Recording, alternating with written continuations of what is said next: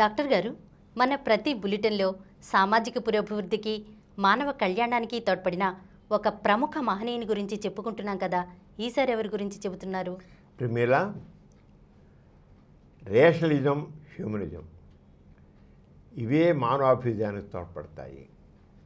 Rationalism అంటే ఏదైనా సరే ఎందుకు, ఏమిటి, రీజనింగ్గా ఆలోచించు, సైంటిఫిక్గా ఆలోచించు. అది రేషనలిజం. హ్యూమనిజం కూడా రీజనింగు, దాంతోపాటు హ్యూమనిజం హ్యూమన్ టచ్తో, మానవతా భావంతో, దాంట్లో హ్యూమనిజంలో మనిషికి విలువ, మానవవాదం అంటాం. మానవవాదం అంటే మనిషే ముఖ్యం. ఈ కులాలు ముఖ్యం కాదు, ఈ మతాలు ముఖ్యం కాదు, ఈ రాజులు ముఖ్యం కాదు, ఇలా పెత్తందారులు ముఖ్యం కాదు, ఎవడు ముఖ్యం కాదు, మనిషే ముఖ్యం. Man is supreme. హ్యూమనిజం అనేది మానవవాదం, మనిషికి విలువ ఇచ్చేది. ఇప్పుడు అదే నువ్వు ఆసక్తి తీసుకున్నాకో మనిషికి విలువ లేదు, నువ్వు నిమిత్త మాత్రుడు ఉంటుంది ఆసక్తి. దేవుడు ఎలా తెలిస్తే అలా చేస్తావు, నువ్వు నీకేముంది, నువ్వేం చేయలేవు. కొమ్మరి చక్రం మీద కుండలాగా నువ్వు కూడా అంతే, దేవుడి చేతిలో కీలుబొమ్మ, నువ్వు ఏం చేయలేవు అంటుంది నాస్తికత్వం. కానీ నాస్తికత్వం కానీ హ్యూమనిజం కానీ నువ్వే, man is supreme, man is master. మనిషే మారుస్తాడు, మనిషే చేస్తాడు, మనిషే ఈ వ్యవస్థలను మార్చే కూడా మనిషే. ఆ రకంగా వాళ్ళు పెరగకుండా పోరాడిన వ్యక్తి వాల్టేర్. ఇవాళ తగ్గి చెప్తాం. అంచేత రేషనలిజం ఎందుకు, ఏమిటి, ఎలా అని ప్రశ్నించే తత్వాన్ని, ఎందుకు, ఏమిటి, ఎలా, ఇదంతా ఆయన ప్రశ్నించి దాని ప్రకారంగా ఒక రేషనల్ థింకింగ్తో, శాస్త్రీయ దృక్పథంతో చేసేది ఆ రేషనలిజం. అలాగే మనిషే మూలం, మనిషే, మ్యాన్ ఈజ్ సుప్రీం. అంతేగాని ఆస్తికవాదం కాదు అని చెప్పి పోరాడిన వ్యక్తి వాల్టేర్. ఈయన 18వ శతాబ్దంలో ఫ్రెంచ్ విప్లవానికి మార్గం సుగమం చేశాడు. యాక్చువల్గా ఫ్రెంచ్ విప్లవం వచ్చే టైంకి వాల్టేర్ లేడు, చనిపోయాడు వాడికి. కానీ విచిత్రం ఏంటంటే ఆయన చనిపోయిన తర్వాత ఒక 7-8 సంవత్సరాల్లో ఫ్రెంచ్ విప్లవం వచ్చింది. 7 సంవత్సరాల తర్వాత, కానీ ఆ 7-8 సంవత్సరాలు, ఆ 10 సంవత్సరాలకి టైంలో ఆయనకు ఆ ఫ్రెంచ్ విప్లవం రావడానికి కారణం ఎవరంటే వాల్టేర్, రూసో. వాళ్ళు వేసిన బీజం జనాల్లో నివురుగప్పిన నిప్పులాగా పనిచేసి ఫ్రెంచ్ విప్లవం వచ్చింది. ఫ్రెంచ్ విప్లవం ఏంటి, ఈ రాజులకు ఉండేది. ఎవడయ్యా నువ్వెవడు మాకు పాలించాలి, మమ్మల్ని మేము పాలించుకుంటాం, గెట్ అవుట్ అని ఆ రాజరికాన్ని తోసి పారేసి ప్రజల సామ్రాజ్యాన్ని నిలబెట్టిన వాడు వాల్టేర్. ఫ్రెంచ్ విప్లవం అంటే ప్రపంచంలో మొట్టమొదటిసారి డెమోక్రసీకి నాంది పలికింది ఫ్రెంచ్ విప్లవం. డెమోక్రసీ అంటే ఏంటో చూపించింది ఫ్రెంచ్ విప్లవం. రాజకీయాన్ని మట్టి కరిపించింది ఫ్రెంచ్ విప్లవం. అన్ని రకాలంటే అస్తవ్యస్తతల్ని నిర్మూలించింది ఫ్రెంచ్ విప్లవం. అంతే ప్రపంచ చరిత్రలో ఫ్రెంచ్ విప్లవం ఎంతో గొప్పది మాట. దానికి అలాంటి విప్లవానికి నాంది పలికిన వ్యక్తి వాల్టేర్, రూసో కూడా. వాళ్ళు వేసిన బాటలో ప్రజలు చైతన్యమయ్యి ఆయన చనిపోయినప్పుడు కూడా ఆయన యొక్క స్పిరిట్ అంటే ఒక భావజాలం వాళ్ళు ముందుకు నడిపించింది. అంచేత 18వ శతాబ్దంలో ఫ్రెంచ్ విప్లవానికి మార్గం సుగమం చేసిన గొప్ప వ్యక్తుల్లో వాల్టేర్, రూసో, డిడాట్, మాంటెస్క్యూ ముఖ్యులు.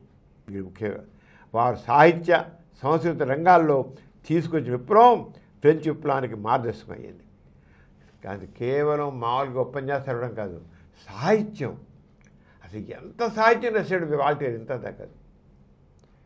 ఆయన రాసింది ఎంత విప్లవ సాహిత్యం రాశాడు. విప్లవ సాహిత్యం. ఆ సాహిత్యం ఎంతో తప్పిందన్నమాట. కాలం చెల్లిన మత వ్యవస్థ నుండి, ఎరిస్ట్రోక్రాటిక్ భావాల నుండి ప్రజలు విముక్తి చేసి మధ్యతరగతి ప్రాముఖ్యతను, ప్రాధాన్యతను చాటి చెప్పారు. అంతవరకు కేవలం పెత్తందారులు, భూస్వాములు, జమీందారులే అంతా వాళ్ళ మాట చెల్లుబాటు అవుతుండేది. మామూలు మనుషుల విలువ లేదు. మధ్యతరగతి ప్రజల్లో కానీ ఇంకోటి కానీ ఎవరికి వాయిస్ లేదు అసలు. మధ్యతరగతి వాళ్ళకి మధ్యతరగతి ఎవరు చదువుకున్న వాళ్ళందరూ ఎవరికి విలువ లేదు. అలాంటి మధ్యతరగతి వాళ్ళ వాయిస్కి అట్మోస్ట్ విలువ తెచ్చిపెట్టింది వాల్టేర్. కేవలం పెత్తందారుల మాటలే చెల్లుబాటు కాదు, తోసిపారేశాడు. అలాగే స్వేచ్ఛాభావాలను, స్వాతంత్ర్య పిపాసను, సెక్యులర్ వ్యవస్థ ప్రాధాన్యతను చాటి చెప్పి ఫ్రాన్స్లో నవయుగ నిర్మాణానికి స్వాగతం పలికారు. ఈ నలుగురు కూడా ఏదైతే మేము సెక్యులరిజం అంటున్నామో అంటే మతరహితమైనటువంటి పాలన, మతరహితమైంది. మతంతో అంతకు రాజు ఏ మతం అయితే ఆ మతంతో సమయం లేదు.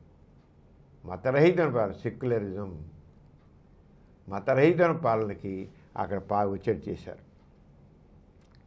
బహుముఖ ప్రజ్ఞాశాలి అయిన వాల్టేర్ గొప్ప రచయితగా, ఆయన మామూలు మనిషి కాదు, గొప్ప రచయిత, కవి, నాటకకర్త, నవలా రచయిత, కథకుడుగా, చరిత్రకారునిగా, తత్వవేత్తగా ఫ్రాన్స్లో నవోదయానికి, భావ విప్లవానికి సారథ్యం వహించారు. ఎన్ని రకాలుగా చూసుకో. 6 దశాబ్దాల పాటు ఫ్రెంచ్ సాహిత్య రంగంలో మకుటం లేని మహారాజుగా వెలుగుంది. సమానత్వానికి, స్వేచ్ఛకి, ప్రజల ఆశలు, ఆకాంక్షలకి ప్రతీకగా వాల్టేర్ నిలిచారు. సమానత్వం, స్వేచ్ఛ, ప్రజల ఆశయాలకి, ఆకాంక్షలకి ప్రతీకగా నిలిచారు. మతం ముసుగులో బలపడుతున్న మూఢనమ్మకాలకు, అజ్ఞానానికి వ్యతిరేకంగా వాల్టేర్ చెప్పిన పోరాటం ఎంతో ప్రాముఖ్యత కలిగి ఉంది. చాలామంది నవలు రాస్తారు, కథలు రాస్తారు, నాటకాలు రాస్తారు కానీ ఈ మూఢనమ్మకాలని వీటిని గురించి పెద్ద పట్టించుకోరు. కానీ వాల్టేర్ మాత్రం దీంట్లో మాత్రం ఆ మూఢనమ్మకాలకు వ్యతిరేకంగా, అజ్ఞాన వ్యతిరేకంగా, వీటిని వ్యతిరేకంగా చాలా ఎక్కువ చేశాడు. దానికి మత బానిసత్వం నుండి, భావదాశ నుండి ప్రజలు విముక్తి చేయడానికి వాల్టేర్ తన పదునైన కళాన్ని కత్తి కంటే బలమైన ఆయుధంగా వినియోగించి తన శత్రువులకు సింహస్వప్నమయ్యారు. మామూలుగా సమాజంలో మత బానిసత్వం, మతం ఏం చెప్తే అలా చేయాలి, మతంలో దానికి వ్యతిరేకంగా చేయకూడదు, మతంలో చెప్పిన దాని ప్రకారంగానే జరగాలి అని అంటారు కదా. ఆ మత బానిసత్వం నుంచి మనుషుల్ని ఆయన లిబరేట్ చేశాడు. బైబిల్లో చెప్పిన ప్రకారంగా చేయాలి, లేదా ఖురాన్లో చెప్పినట్టు చేయాలి, వేదాల్లో చెప్పినట్టు చేయాలని లేదు. ఆ బైబిలు, ఖురాను, వేదాలను పక్కన పారేసేయండి, మనిషిగా బతకండి. ఖురాన్లో చెప్పినట్టు అవసరం లేదు, బైబిల్ చెప్పినట్టు అవసరం లేదు. అక్కడంతా ఫ్రిడ్జ్ దగ్గర బైబిల్, ఖురాన్ ఎక్కడ ఏమి లేదు. మనిషిగా బతకండి, మనిషిగా మెరగండి, మానవత్వంతో మెరగండి. ఈ మత మోఢ్యం వద్దు, మూఢనమ్మకాలు వద్దు. ఎంత ఘంటాపరంగా చెప్పిన వ్యక్తి.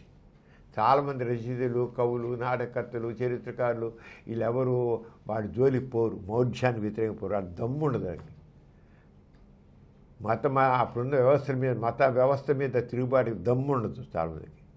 కానీ వాటి దమ్ము గల మనిషి అలా చేశాడు. మత బానిసత్వం నుండి, భావదాశ నుండి ప్రజలను విముక్తి చేయడానికి వాల్టేర్ తన పదునైన కాలాన్ని కత్తి కంటే బలమైన ఆయుధంగా వినియోగించి తన శత్రువులకు సింహస్వప్నమయ్యారు. వాల్టేర్ సాహిత్యం 99 సంపుటాలుగా ఫ్రెంచ్ భాష వెలువడింది. అతని ప్రభావం ఫ్రాన్స్ వరకు పరిమితం కాలేదు. అతని రచనలు యూరోప్లో వివిధ భాషల్లో అనువదించబడి ప్రజా చైతన్యానికి మార్గదర్శనం అయ్యాయి. ఇంగ్లీష్లో 37 సంపుటాలుగా వాల్టేర్ నవల్ని అనువదించి ప్రచురించారు. ఇంగ్లీష్లో 37 సంపుటాలుగా వచ్చింది. అచ్చులో 30,000 పేజీలు వెలువడిన వాల్టేర్ సాహిత్యం సమాజ పరివర్తనకు ప్రధాన సాధనంగా రూపొందింది. అతని నాటకాలు విస్తృత ప్రచారం పొందాయి. అంటే ఎంత టాలెంటెడ్ పర్సన్ చూడు. దాని మూలం ఏంటి?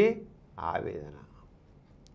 ఈ సమాజంలో మార్పు రావాలి, మనిషికి విలువ రావాలి, మనిషికి గౌరవం కావాలి, మనిషి హాయిగా బతకాలి, స్వేచ్ఛగా బతకాలి, సమానత్వంతో బతకాలి, మానవత్వంతో బతకాలి, అణగారి ఉండడం కాదు, స్వేచ్ఛగా బతకాలి. ఆ స్వేచ్ఛే విప్లవం. ఈ రాజకీయాలు మా పని కాదు, మత స్వామి మా పని కాదు, ఈ మూఢమగాలు మాకు వద్దు, మత సామ్రాజ్యం అసలు పనికేరాదు మాకు. స్వేచ్ఛగా బతుకుతాం, స్వేచ్ఛా పిలుచుకుంటాం. అది వాల్టేషన్. మతానికి వ్యతిరేకంగా మూఢమకాలను ఖండిస్తూ మత గురువుల గుట్టును రద్దు చేస్తూ వాల్టే చేసిన రచనలు ఫ్రాన్స్లో భావ విప్లవానికి మార్గదర్శకయ్యాయి. ఫ్రాన్స్లో మతం ప్రభుత్వం తను వెంటాడుతుండటం యూరప్ వివిధ దేశాలు తరచుకున్నాయి. ఇది మరి ఇంతగా మొత్తం మీద దండయాత్ర చేశాడు కదా, దాంతో ఆ మతాధిపతులు అక్కడ రాజు వీళ్ళందరూ వెంటపడ్డారు. అప్పుడు ఇంకా ఫ్రాన్స్ ఇంకా ప్రిన్సిపల్ రాలేదు, ఇంకా రాజరికం ఉంది. ఈయన్ని హతం చేయడానికి వెంటపడ్డాడు. కానీ వాళ్ళు దొరకకుండా వేరే బయటికి వెళ్ళాడు, దాచుకున్నాడు. అతని రచనలు నిషేధింపడ్డా అవి రహస్యంగా ఫ్రాన్స్లో మిజంపడి ప్రజలు చేతం చేశాయి. అతని రచనల్ని మీరు నిషేధించారు. నో, అన్ని ఎవడోడు వేసి జనమది తోసేశారు.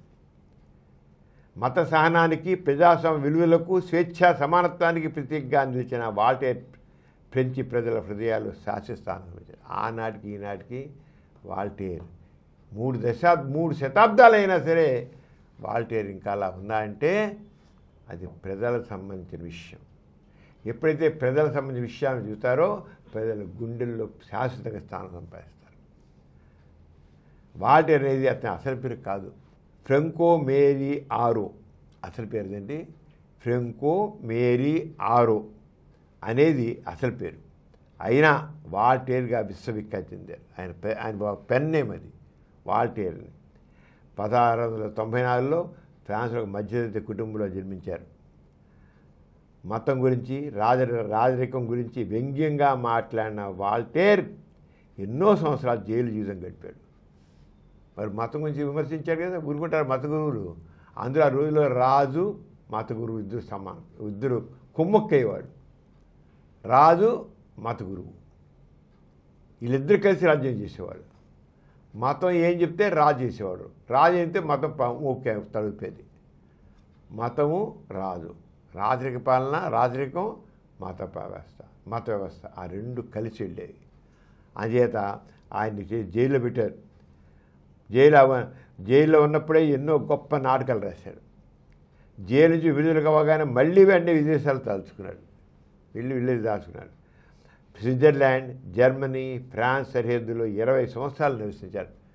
ఫ్రాన్స్ వెళ్ళి ఆయన బయటకు స్విట్జర్లాండ్లోను, జర్మనీలోను, ఫ్రాన్స్లో కూడా తలదాచుకున్నాడు. ఆయన పరమసహనం కావాలని చెప్పిన వాల్టేర్ చర్చిపై తీవ్ర విమర్శ చేశాడు.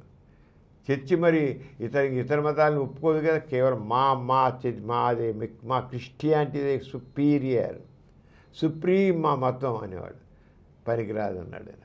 నేను సుప్రీం కాదయా, నువ్వు మావాళ్ళే, నీ మతం గొప్పదేం కాదన్నాడు. అలాగే అందరిలాగా చర్చి కూడా సంపదపై పన్ను కట్టాలన్నాడు. ఇకేంటి మామూలుగా ఇప్పుడు మామూలు ఇండివిజువల్స్ అనుకో మనం సంపాదిస్తామో దానికి పన్ను కడతాం. ఆరుగా చర్చికి డబ్బులు వస్తే చర్చికి వచ్చే సంపద మీద కూడా పన్ను వేయాలన్నాడు. చర్చి ఎందుకు వేరు, ఇండివిజువల్కి ఎందుకు వేయాలి? నిజమే, కరెక్టే.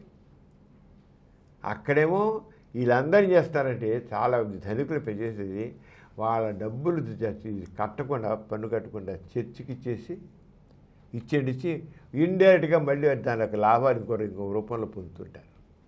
అది దాచుకోవడానికి బాబాల దగ్గర కూడా ఇంతకీ చేసింది. పెద్ద పెద్ద కోటీశ్వరులు ఆ బాబాలకి దగ్గర డబ్బులు దాచుకున్నారు.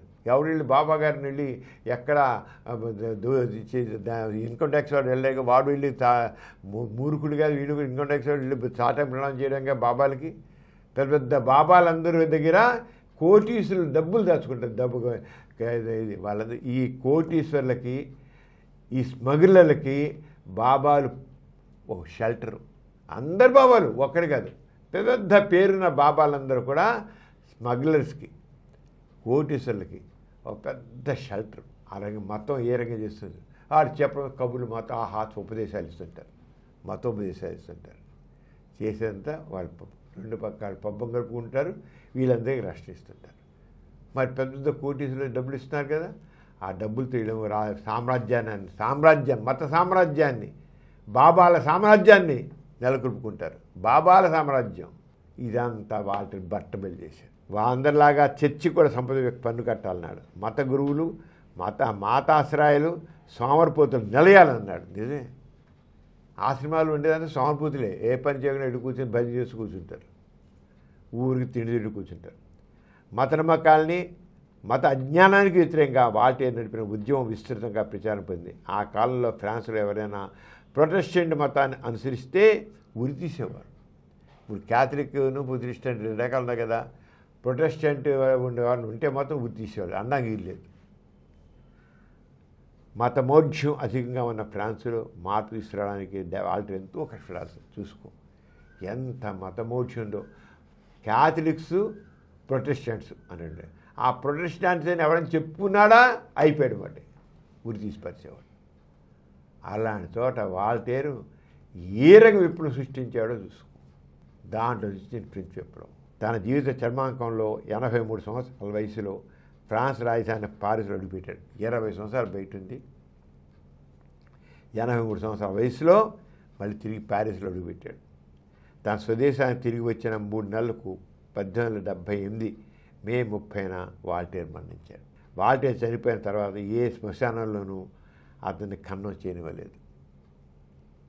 అతని శవాన్ని పాతడానికి స్థలం లేదు, అతనికి స్థలం లేదు. అన్ని మతాలకు సంబంధించినవి కదా, చర్చిలకు సంబంధించినవి కదా, ఎక్కడ పాతిపెట్టడానికి వీల్లేదన్నారు వాల్టేర్ని. ఎందుకు మతం మీద ఇచ్చేశారు కదా. 110 మైళ్ళ గుర్రపు బగ్గీపై తీసుకెళ్ళి ఒక మారుమూల గ్రామంలో అతను పాతిపెట్టారు. అంతకంటే దారుణం ఏమిటంటే అతని మరణ వార్తను ఏ పత్రికలు వేయకూడదని ప్రభుత్వం నిషేధించింది. ఆయన చనిపోయాడనేది కూడా ఏ పేపర్లో రాకూడదని. చనిపోయాడు, ఎవ్వరు తిరిగిపోవద్దు, అనామకుడే చచ్చిపోవాలి, అంతే, అనామకుడే పోవాలని.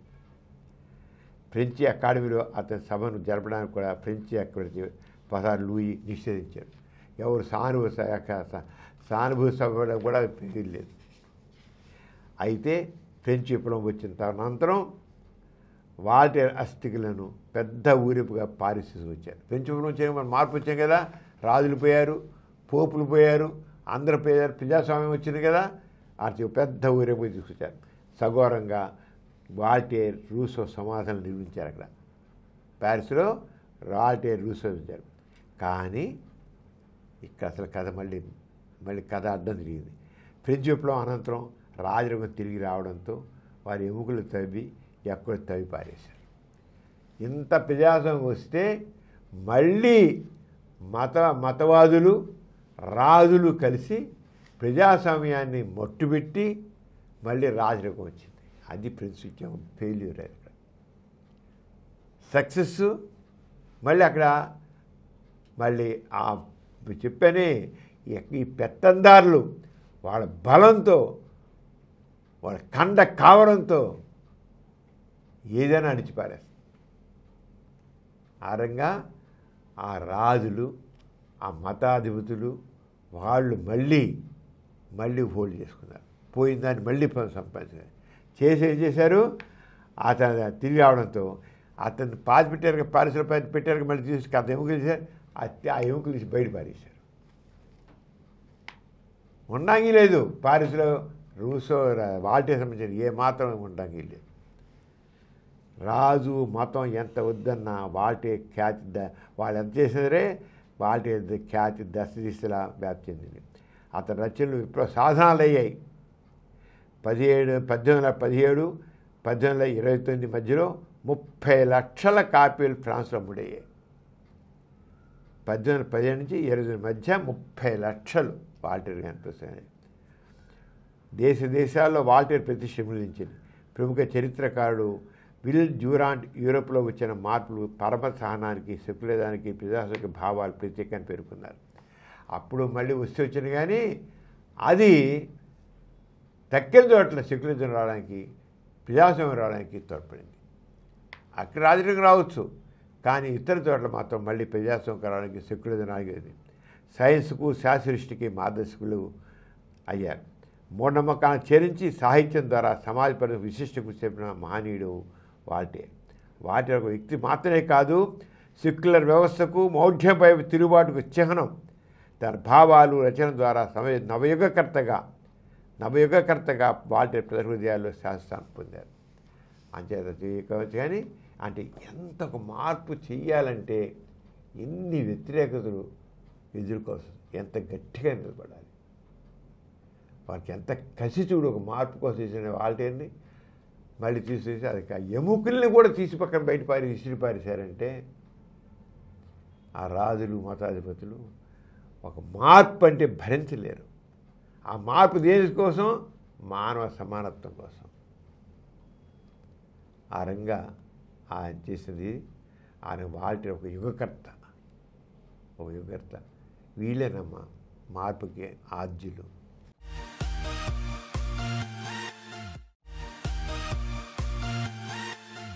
ఈ కార్యక్రమం మీకు ఎంతో నచ్చింది కదా.